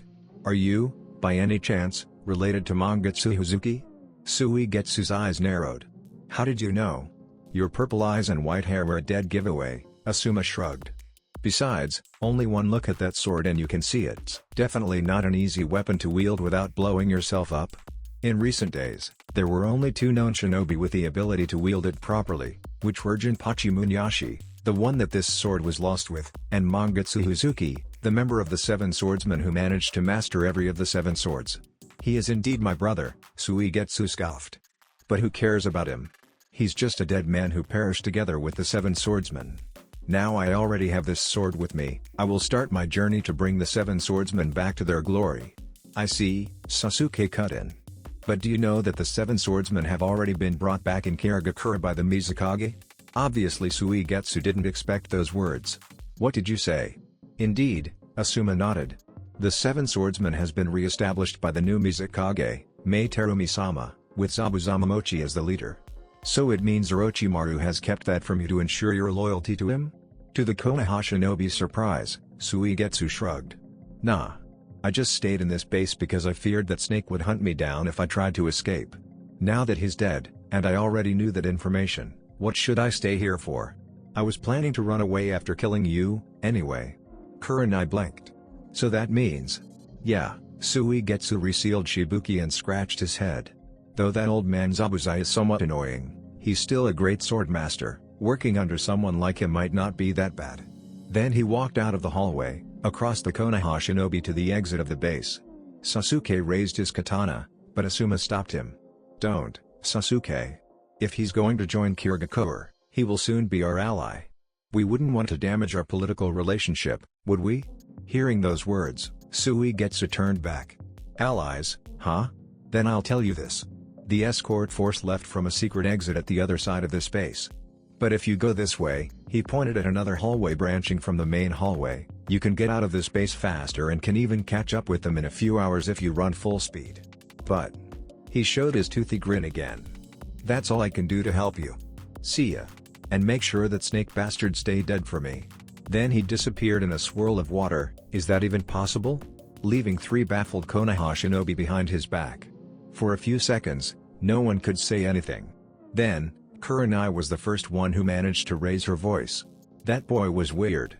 He's just about my age, and yet he's already so strong." Sasuke grimaced. "Karagakure shinobi are always trained intensively from when they're just children, Sasuke," Asuma chuckled, "especially ones chosen to be in the 7 swordsmen. Besides, I wouldn't expect less from someone related to the second Mizukage." "What?" Sasuke asked, startled. "He's related to the second Mizukage? You don't know?" Kurenai raised an eyebrow. Gengetsu Hazuki, the second Mizukage, was said to be the most powerful Mizukage in Karagakure's history. "I thought that was covered in the history class in the academy?" Sasuke grumbled. The truth is, he didn't hate history classes, but even he had to admit that it's the most boring class in the whole academy curriculum. Then again, who in this world could have liked learning history, anyway? "Alright, you can think of catching up with him later." The voice of Kurenai brought him out of his stupor. "We have an Orochimaru to catch here, you know." "Ah, right. Found him." Gara removed his fingers from his eye and said. The truth is, the team didn't even need the notice from Sasuke's team. Right upon destroying the base, Gara had realized there was something wrong when there had been almost no blood mixed into the sand. And they had departed to chase after the escort team before Sasuke's team knew that fact. They're about 3 miles from here to the south, and we're moving with moderate speed, Gara continued. Considering the speed they're moving, we will need about an hour of running full speed to catch up with them. It's worth mentioning that the meeting with Naruto had pushed some kind of button within Gara.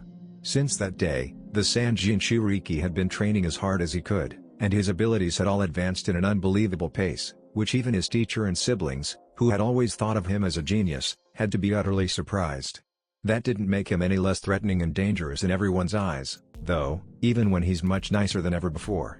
Then let's go before they manage to go further. Kankuro pumped his fist. Are you nuts? Temari complained. We have been running like mad for almost 2 hours. And you expect me to run like that for another hour? But if we don't move fast, Orochimaru will get away. Surprisingly, this time, Gara was the one who raised his voice. Temari is right. Even if we manage to catch up with Orochimaru, if you two don't have enough strength to fight, you will just be a nuisance. With Temari, Kankuro could argue, but with Gara, there was no way he dared to. He slumped down in defeat. Fine. But if we fail this mission, it will be your responsibility. Gara didn't retort. Instead, to the confused stares of his siblings, he reached into his tool pouch and pulled out a calculator. What are you going to do with that? Kankuro stared at the weird object in his brother's hand. And naturally, Gara didn't answer him.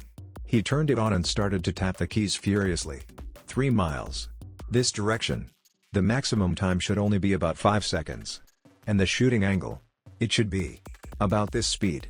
And this force. Alright. Kankuro, Temari, stand back. Wait, Temari's eyes widened. What are you trying to?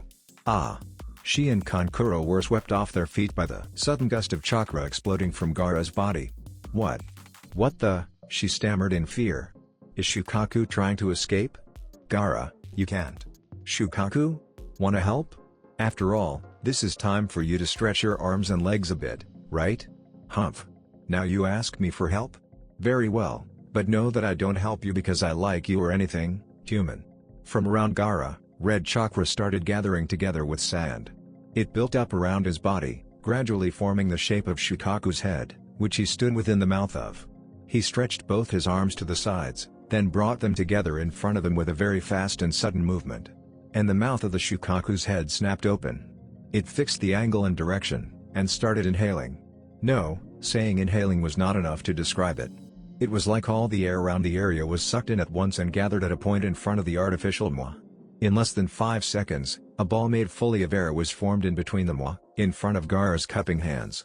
And it started glowing and heating up intensely. Gara and the Shukaku head started rising to the sky. The ball of air in front of the mouth was glowing even more brightly, and was now starting to smoke dangerously, as if it was going to explode. Shukaku, ready? Way ahead of you. He could hear his tailed beast snort inside his head. Alright, then. Let's do it. And, the voice of Gara, mixed with a hint of Shukaku's tone, echoed through the air. Wind style, aeroblast. And the sky split in half. Faster. Faster. If we don't speed up, we won't make it to the base before midnight. We have to arrive at the base before that, or else Kabuto-sama will flay us alive. Geez, it's easy for you to say, Captain, but even if you say so, we can't go any faster than T. What the hell is that? The captain looked back, and saw something which made everything in his body feel empty all at once. A red beam of extremely compressed air, to the point it had already been plasmarized, surrounded by a violent vortex of wind, was tearing across the sky towards them with a deafening sound, as if a sheet of paper the size of the south base was being torn in half forcefully. Everyone in the escort team of Otogakure couldn't help sharing the same thought. Fuck. And things exploded. There, that will slow them down a bit. Kankuro's eyes twitched. A bit? A bit? You just nuked down nearly half of the forest. I doubt anyone could even be in one piece after that. That thing. He looked at Temari, and was startled when he saw her eyes shone brightly as if she had just seen an incredibly, impossibly cute puppy. Such a cool jutsu, she murmured dreamily. Ugh. The puppeteer face-bombed. Now that they're incapacitated, catching up with them is only a matter of time, Gara cut in. Let's go. Why should we go over there anyway? Temari asked. I doubt anyone can survive that blast anyway. If we can't see the corpses, we can't be sure, Gara answered curtly. Now let's go. We don't have time to lose. A nod coming from Kankuro, and Temari knew she couldn't say anything else. When the Sand Shinobi arrived at the destruction scene, they saw something that stunned them. Of course. Gara muttered. There is no way Orochimaru is that easy to kill. Otogakure Shinobi's corpses littered the site of destruction. They were all eradicated within the explosion Gara's jutsu had caused. However, at the center of the crater lay something that looked like a coffin protected by some kind of purple energy barrier. Protected by the barrier, the coffin was completely unharmed, even by such a powerful and destructive jutsu like Gara's air blast.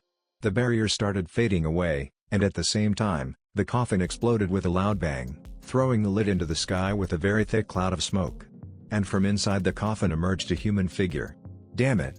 So the soul merging process has completed already? Temari gritted her teeth, and from inside the smoke cloud, a cruel, cold laughter echoed. You have come back, Lord Kitamaru. The figure emerged from the coffin let out a cruel laugh. I'm not Kitamaru anymore. Right now, we are Orochimaru. Wow, that's creepy, Kankuro said in disgust when the body of Orochimaru now, stuck out its tongue and licking its lips like a snake. The Jinchuriki of the sand. Orochimaru and the girl's body sneered at the sand siblings with a leer. I see.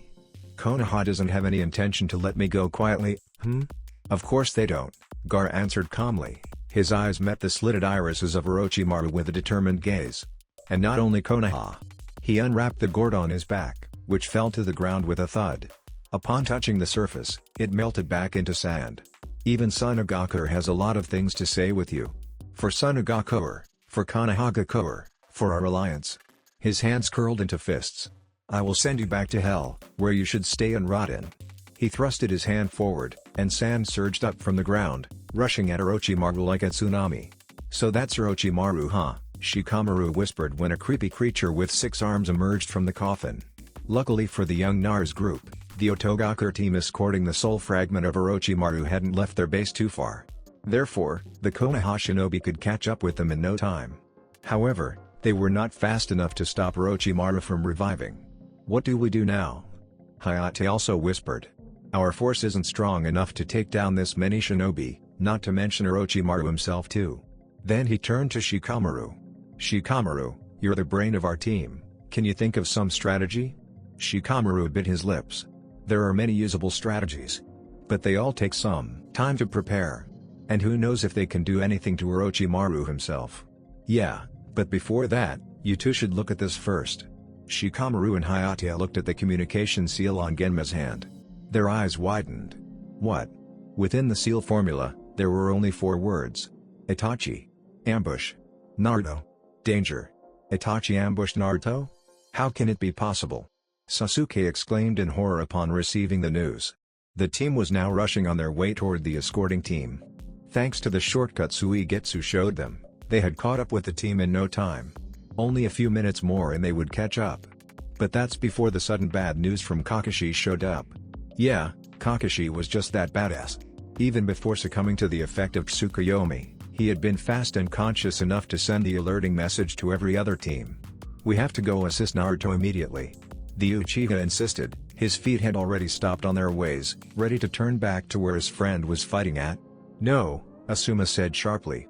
Our mission is to go and kill the soul fragment of Orochimaru. If we stop now there will be no other chance to do it. And let Naruto die on Itachi's hand? Sasuke shot back just as sharply. Even Naruto cannot handle Itachi alone, if we don't go for him.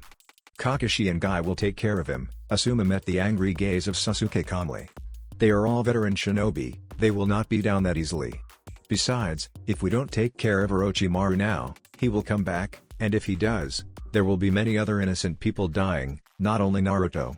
Will you be able to hold responsibility if that happens, huh? Crook. Sasuke couldn't find any word to retort. It's not like he didn't know those facts. But somehow, when he heard the name Itachi, even after he had known the truth about his brother, he just couldn't shake off a weird feeling inside his stomach. What was it? Even Sasuke himself didn't know. Maybe some part of him still hadn't known what to think about his brother. And with Kakashi's word ambush, he could sense danger inside it. Why ambushing Naruto, if not to do harm to him? Or maybe some part of him just wanted to confront Itachi, his brother, to show him what he could do now, what he had become. Sasuke, if we want to go help Naruto, We have to finish our task fast first, the voice of Kurenai rose. Orochimaru is right in front of us, if we attack immediately, they will be caught surprised and our chance to win will be much higher. And how are you planning to do that? Sasuke said exasperatedly. They outnumbered us like, 12-1. And there's Orochimaru too. Kurenai only gave him a smile. Oh, don't underestimate the power of Genjutsu. Orochimaru and Sakan and Ukon's body stretched his arms and said in a satisfied tone. Finally, I'm back in a body. Welcome back, Lord Orochimaru. One of the escorters stammered. We're really honored, Orochimaru sneered. Oh, are you really? Snakes suddenly lashed out from under his sleeves, aiming at the shinobi's neck. Too surprised from the sudden attack, he could only scream out a gurgled noise when the snakes bit hard on his exposed neck before collapsing to the ground, dead. Orochimaru retracted his hand and frowned. This is strange. Oh well, there's always time for me to get used to it. Gwah. Orochimaru's head snapped back towards where the scream emerged. And he saw his shinobi, one by one, collapsing to the ground, foaming at the mouth with spit and blood, definitely dead from something seemingly unseen. His body might not be the same, but his mind was definitely that of a veteran shinobi with the legendary Sannin title. He immediately formed hand signs and dispelled the deadly genjutsu before it had any effect on him. Such a dangerous genjutsu of that scale. He glared at something afar with a sneer. Just what everyone can expect from the genjutsu mistress of Konoha, eh? I'm flattered. Kurenai walked out from behind the tree with a smirk, flanked by Sasuke and Asuma. But flattering won't save you from going back to hell today, Orochimaru. Orochimaru licked his lips. Oh, you even have Sasuke-kun with you, eh? This will be fun. Get your head out of your ass, bastard, Sasuke snapped angrily. There is no way I let a molester like you get your hands on me. Enough with that stupid accusation. Orochimaru stomped his feet on the ground angrily. You have ruined my reputation since you started that slandering campaign against me. Wait, since when have you had reputation? Asuma asked curiously. Is this really the time to talk about this? Kurenai groaned and face-bombed. Now what's the plan, Shikaku? Shikaku nodded. We have confirmed that Orochimaru's soul transferring process has completed. And in that room right now, there are 5 auto shinobi, all of whom about Chunin level or higher. Plus, there is also Kabuto Yakushi in there with him. But that room is not very large. Inoiki glanced at the room they're hiding outside with a worried look. If we use too much force there, it will alert the whole base. And we cannot deal with that many shinobi at the same time. Not to mention Orochimaru and Kabuto. That might be true, agreed Shikaku. But first, as far as I know, I don't think Orochimaru can move well enough in that new body to even think of fighting. And because that room is small, the force in there is pretty thin. If we launch a sudden attack, our chance to win will be very high. He looked up onto the roof. The problem is, we will have to launch the attack with utmost precision and synchronization. Can we be sure we will do it? Choza grinned. Since when has the Inoshikacho trio not acted with perfect precision and synchronization? Shikaku also smiled, and threw a kunai onto a block of stone on the roof. It lodged into a crack. Welcome back, Orochimaru-sama. The Otogakure force inside the room turned back towards the newcomer all at once. Who are you? Kabuto narrowed his eyes. I didn't remember calling for you. The new shinobi who had just come into the room bowed. I'm sorry, sir. I shouldn't have barged in without any call from you first. After all. He lifted his head up, his eyes gleamed. It won't be a surprise attack if you already knew about it, right? Then suddenly from under the shinobi's feet, tendrils of shadows lashed out and rushed toward the auto shinobi like arrows. Only Orochimaru and Kabuto could notice them and jump away to dodge, but all the other shinobi were caught in the jutsu and were immediately impaled by multiple spikes of darkness spreading from the shadow tendrils. They collapsed to the ground, dead from hundreds of holes on their bodies. Shadow jutsu. Kabuto muttered. This must be. The newly entered auto shinobi collapsed to the ground, and from behind him, a large shadow rolled out towards the remaining 2 people in the room with the power of a tank and the speed of a race car. Orochimaru and Kabuto could only avoid being flattened by rolling to the sides, and the spinning object slammed into the opposite wall with a boom, drilling a very big hole in it. Orochimaru-sama, Kabuto yelled, jumping towards Orochimaru, but another shadow suddenly jumped into the way between the 2 auto shinobi, sending him back with a kick. At the same time, the giant human boulder, Chozaki Michi, changed its way and slammed into Orochimaru without any remorse. In such a small space, there was no way to dodge the technique. Not with a new body he hadn't got a very good grasp at. The infamous Ino Shikacho team, huh?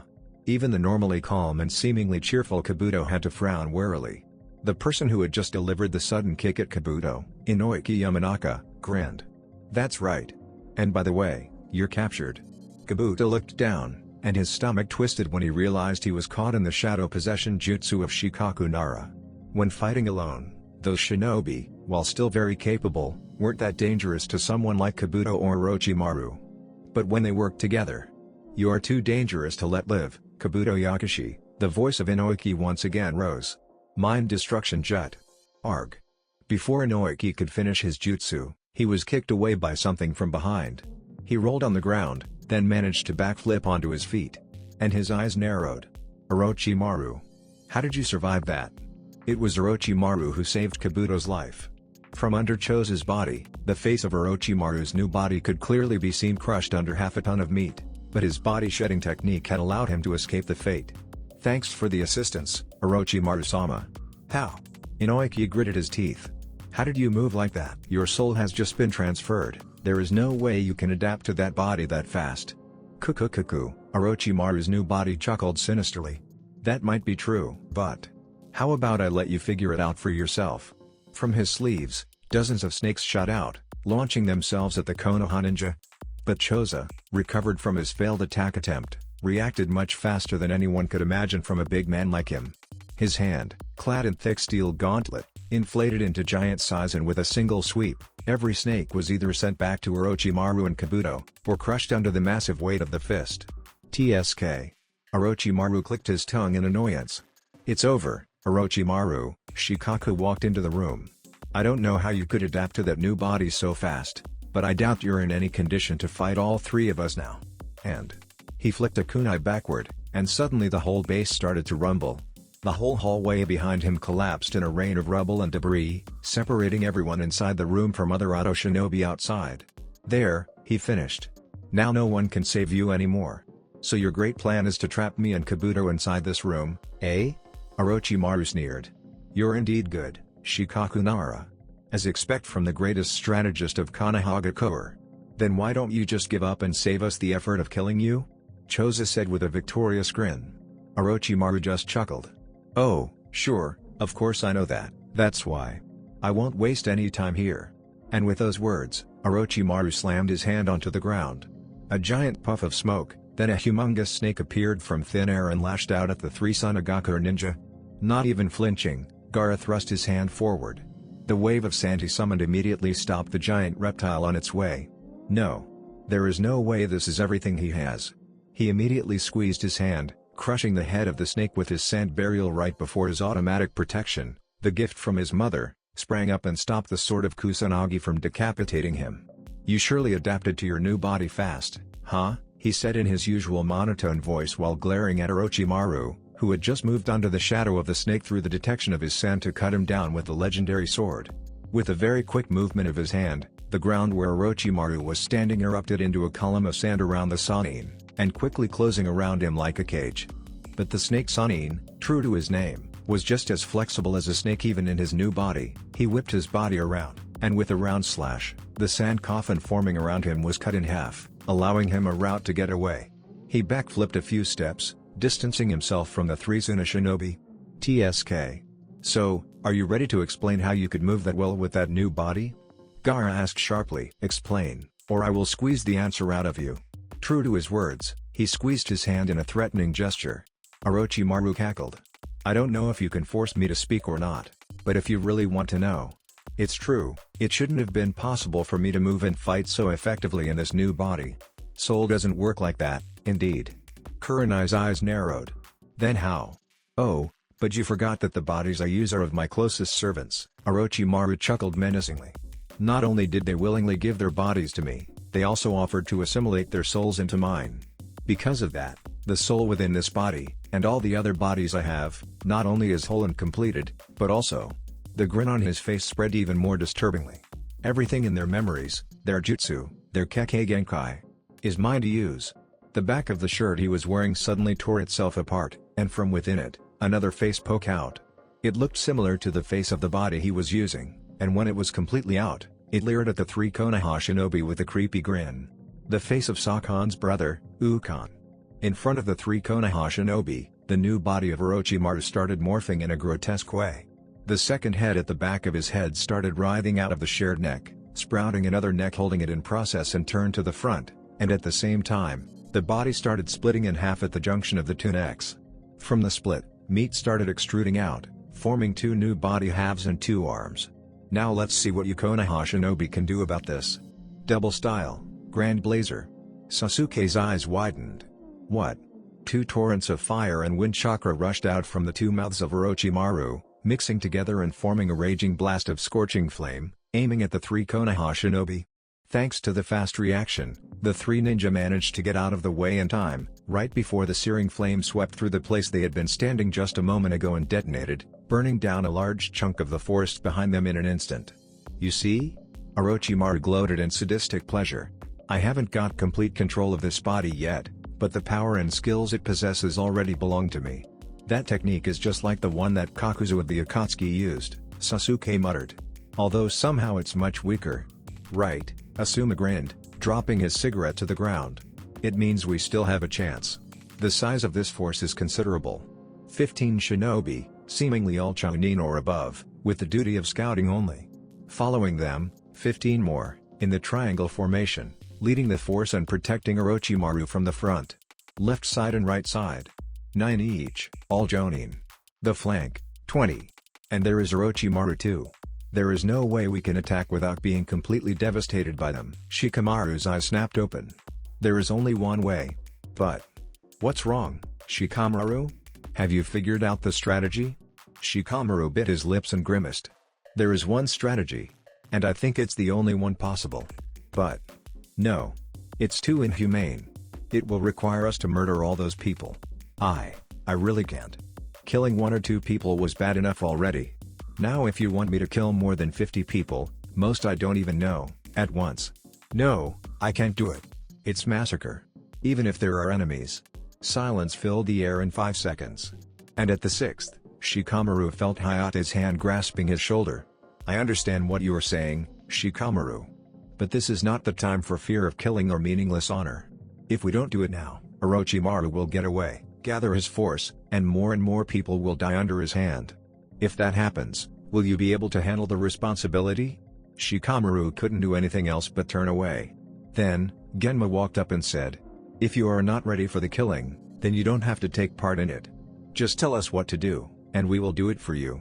Shikamaru didn't say anything for a while. Then, he closed his eyes and muttered. Fine. But if we want to use that strategy, we will have to run fast to get ahead of them first.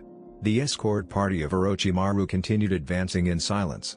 After all, now that their boss was back, there was no reason for them to say anything anymore if they didn't want to be killed. Yes, Orochimaru is just that nasty.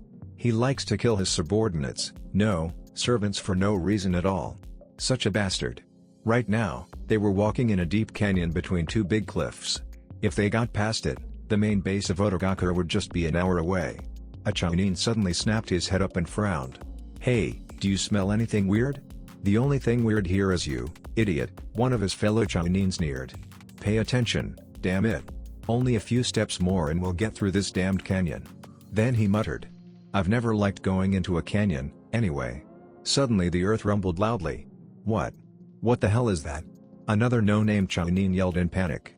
Stop panicking, Orochimaru shouted. Everyone, stay in place, keep your formation. This is just a minor earthquake. Right before Orochimaru could finish his sentences, very large boulders of every shape started rolling down the 2 cliffs. They bounced off the walls of the cliffs, making deafening crumbling noise and sending the whole Otogakure force into panic. So that's how you Konoha want to play, eh? Orochimaru licked his lips in a grin. Very well, he spat out his sword of Kusanagi, and with only a flick of his hand, the blade lengthened and with a swing, it cut through all the boulders descending down their heads. The pieces fell to the ground with loud thuds, but not causing any harm to the Auto force. Ha! An Auto Jonin sneered. That's all you Konoha fools could do? Then suddenly, all of the boulder fragments started to smoke at the same time. And Orochimaru's eyes widened when he saw all the explosive tags stuck onto them, which were starting to glow brightly. Son of a bitch! Run for your life! Too late. Two giant slabs of rock suddenly popped out from underground, blocking the two exits of the canyon when the first explosive tag detonated. The whole mountainside shook. The gigantic explosion caused by hundreds of explosive tags, boosted by 5 years' worth of gunpowder which Genma had set in discrete but vital parts of the cliffs, utterly destroyed the two cliffs and every single living thing trapped inside it. The terrified screams which were all stopped abruptly with the deafening boom of the explosion wrenched the hearts of everyone standing near there, which only consisted of the 3 Konoha shinobi. As if that wasn't enough, the two cliffs collapsed, burying the remains of Orochimaru's new body and his minions into the ground. Forever. No sign of life down there, Hayate announced after checking out the destroyed canyon with a quick sensing jutsu. It seems the strategy was a success. Shikamaru didn't say anything. He just turned away, and if anyone looked at his back right now, they could see it trembling uncontrollably. Meanwhile, Genma was staring at the collapsed canyon with narrowed eyes.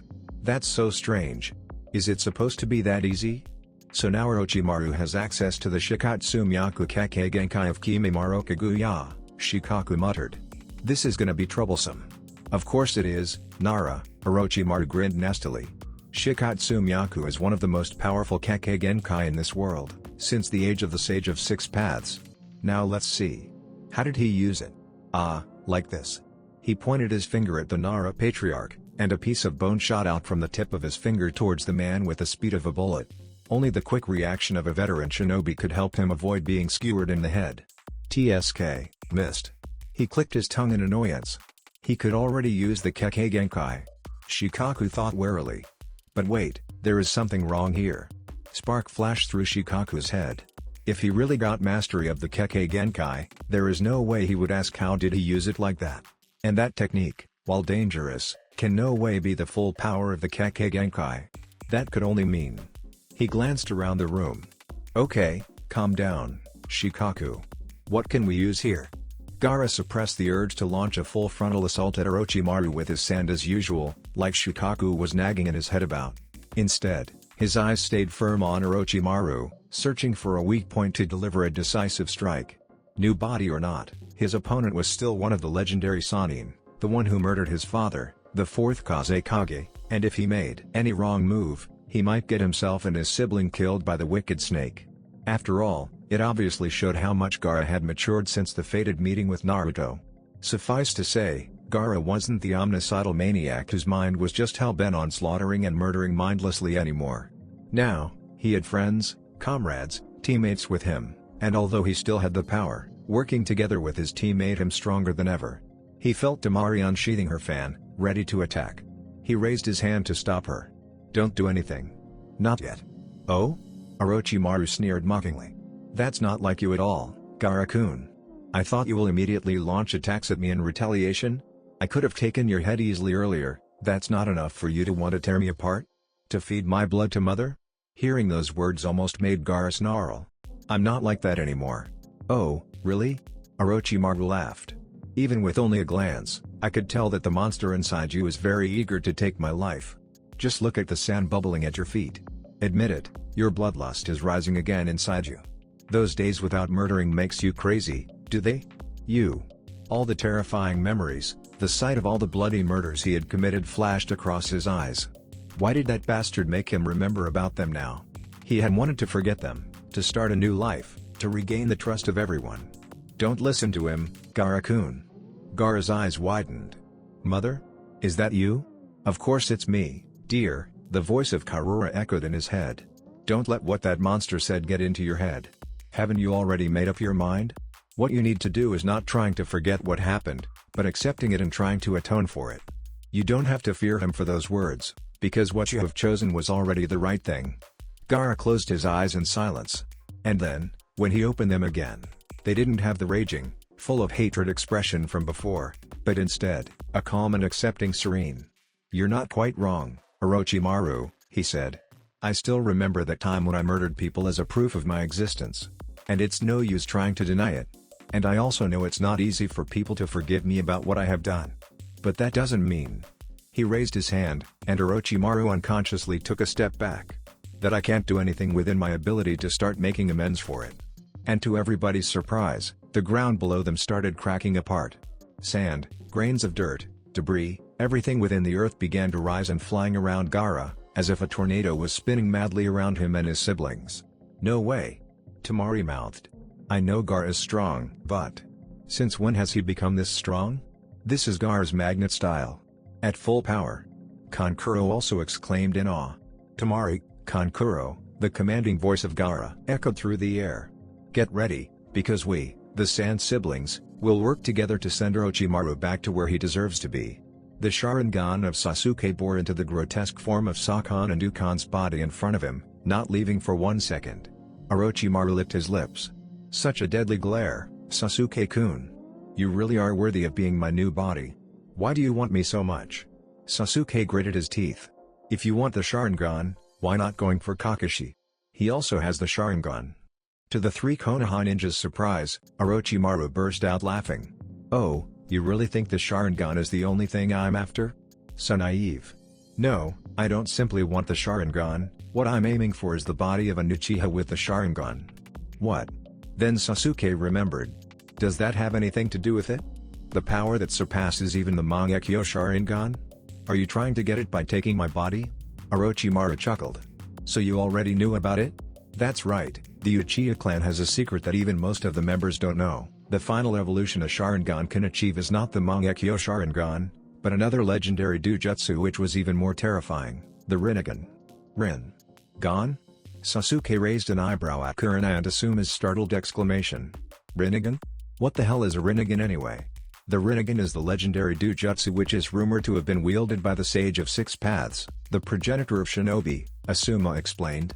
But it's just a rumor, there is no proof about those eyes, or whether the sage even existed in this world or not.